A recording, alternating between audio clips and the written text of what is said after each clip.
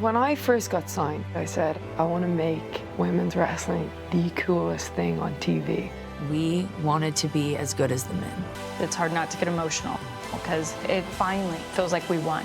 Every woman who has a gift, an ability, and a desire to succeed should be able to do that. This is Evolution, the all-women's pay-per-view which will be returning on July 13th. From what I remember, this show was a lot of fun with some really great matches, and I was pretty upset to see them never do it again. That is, of course, until 2025, where I hope it becomes a yearly tradition. It's a show that featured the ultimate crossover of then, now, and forever, with stars like Lita, Trish Stratus, and Nikki Bella combining with Becky Lynch, Charlotte Flair, and Io Shirai. Once they were fierce rivals, they were the first two women to ever main event a match on Monday Night Raw. The opening match featured Lita and Trish against Alicia Fox and Mickie James, who all proved that they still got it. And Lita, a page out of the Hardys playbook. In this match, Lita did all the classics, from the moonsault to the twist of fate, and it's awesome. And it's all love for Trish too. She looked good and performed even greater, delivering on all her classics too. Mickie James and Alicia Fox worked well together despite drowning in Alexa Bliss's shadow on 2018 Raw at the time. Delivers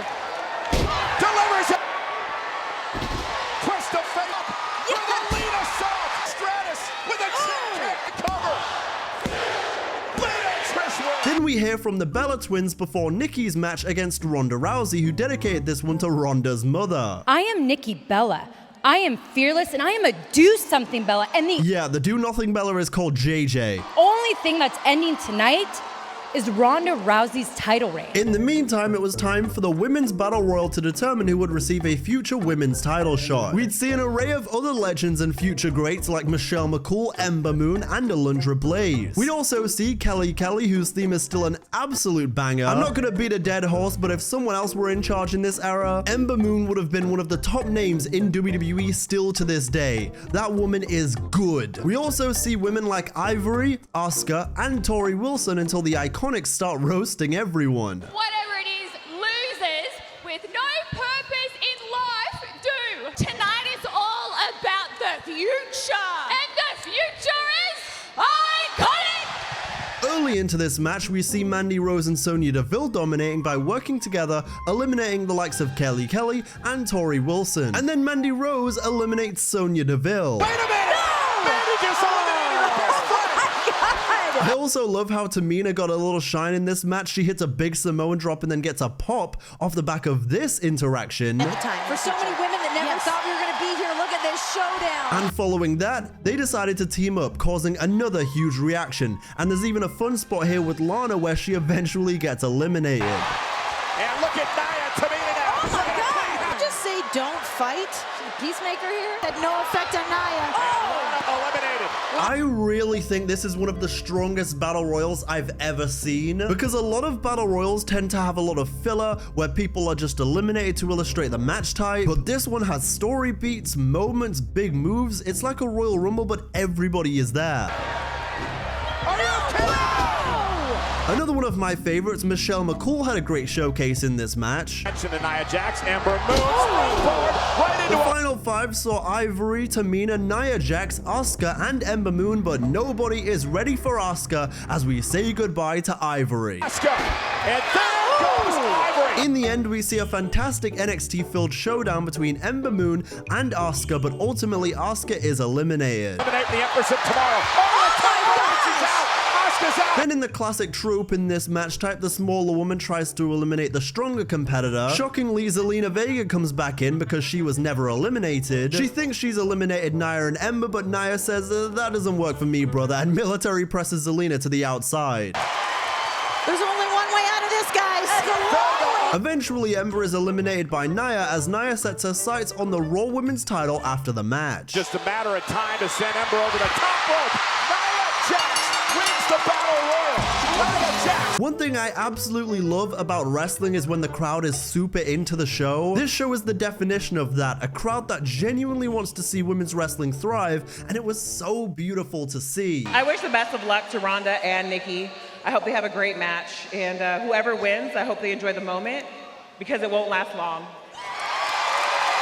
Because in an alternate reality, they could have done an all-women's show and they could have had a crowd that chanted nonsense or just didn't react, so shout out to Nassau Coliseum. Now it's time to take a look back at the terrific Mae Young Classic final in 2018, Io Shirai against Toni Storm. This match slaps, as you'd expect between two of the very best women's wrestlers even here earlier in their career, but certainly now. Right now, two world champions of their respective companies, the faces of the WWE and AEW women's division going face to face. It's incredible. And Toni Storm now may have lost her balance in that stage of the game. Oh my God! And it also painfully reminds me, WWE actually fumbled Toni Storm. But before this match got going, we heard this. 2K19, the video game, being hailed as a phenomenal and the best 2K title yet available now. Might be the first time they've said something like that, and it's extremely true. Shout out to 2K19. But Storm versus Shirai is the perfect clash of strong styles. And Toni Storm! The Storm Zero! There it is! Shoulders down! Will Storm do it here? Toni Storm! It eventually comes to an end with Toni Storm winning the Mae Young Classic. Genius of the sky! Storm! Knees up! Shirai in position! Once again!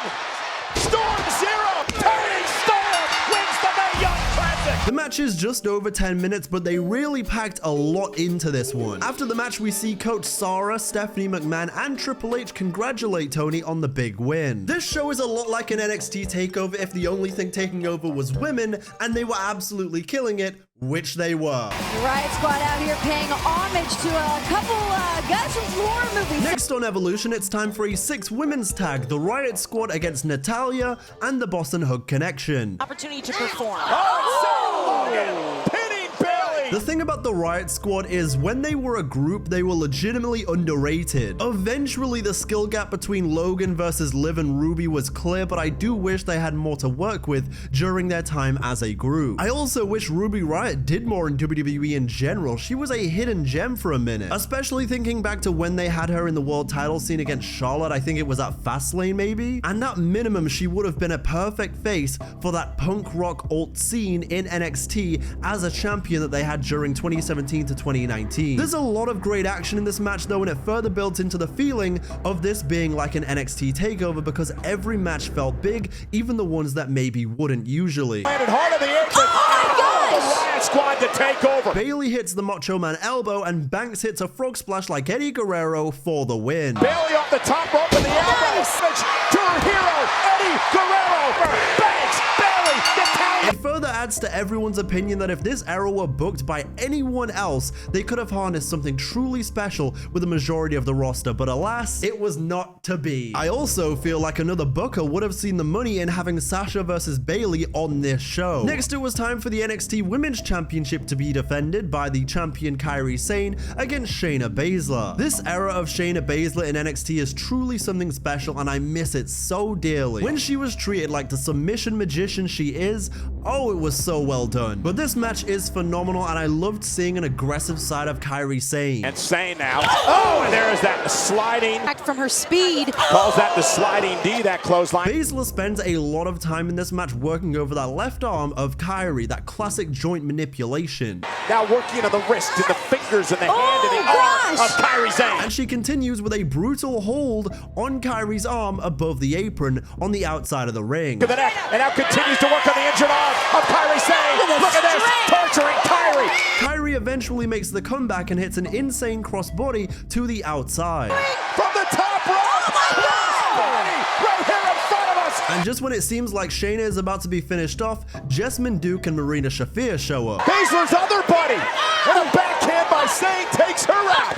Baszler looking to lock it in. Looking to lock in the Kirifuda clutch. Ultimately, the numbers game is just too much as Jessamine Duke and more of the Kirifuda clutch signals the end. You gotta come out. The official will award the NXT Women's Championship. Next, it was time for Becky Lynch versus Charlotte Flair, SmackDown Women's title, first ever last women standing match. Capacity of WWE. I don't think that's accurate, but if that's how she feels and it's gotten to her to the top, I say keep rolling with it. Tip up by Charlotte, not too fast, Becky. Charlotte became rather one-dimensional for me later in her career, but around these times, she was quite easily A1, A2 in that division, if not the entire company. She's also a 7-time champion here. It seems so small when you think about how many she has has now. Becky doles out punishment with steel chairs in the early going, to which the crowd chants, "You deserve it." And then we see this. Already felt those steel chairs.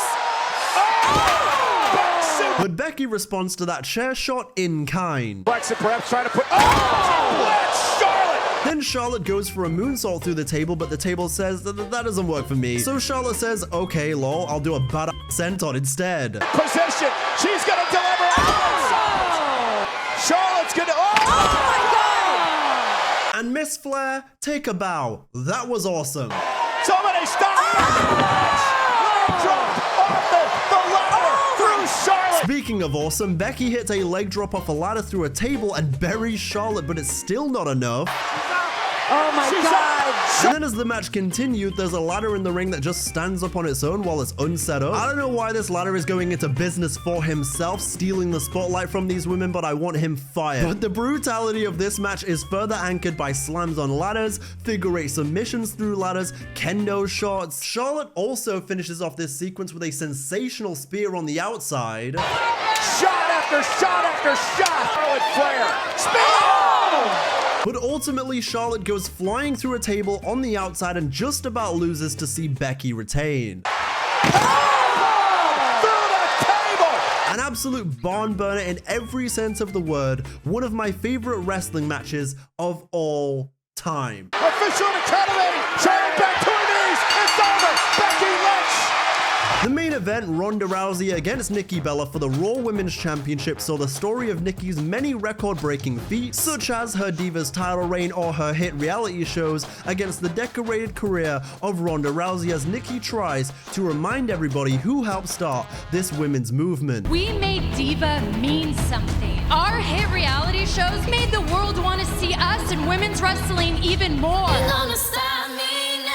Ronda says the only door or barrier you've ever knocked down, Nikki, is the one to John Cena's bedroom. The friendship between the Bellas and Ronda Rousey all falling apart, with Ronda essentially calling them fake and only for the cameras. Nikki says, "Your mother is ashamed of you. Imagine when a quote diva beats you for the title." And as you may remember, Ronda Rousey around these times, in terms of her mic ability, loved speaking like Yoda, but delivering it with the aura of Jar Jar Binks. This match is very well put together and I really enjoyed rewatching it. The finish being rather obvious given the era of Ronnie, but Nikki gets in a lot of offense while Brie is moaning like crazy on the outside, so you know I loved it. Say what you will about Ronda's fall off, but in 2018 she was one of the very best match to match. Although this bump at the end was a little terrifying on a woman with a stack of necks for a dime. Oh my God!